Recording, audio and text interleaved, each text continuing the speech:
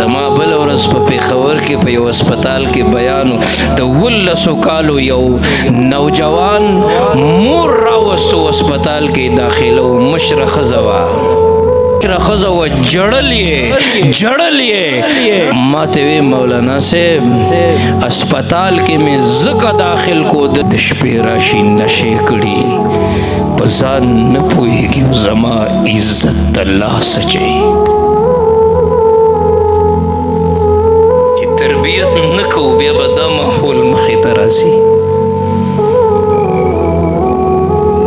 په ټیک ټاکو کې به دی زنا زده کي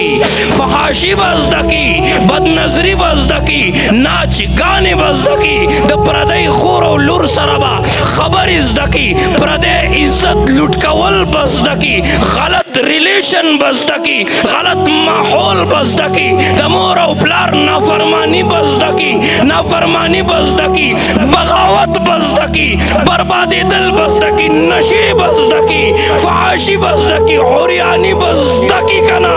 بېدیني به زده کي راوله مدرسې ته چې ما درله دی د محمد رسول الله صلی الله علیه وسلم غلام جوړ نه کا بیا وایم مولانا صاحب ستا ما سره وفا نشته دی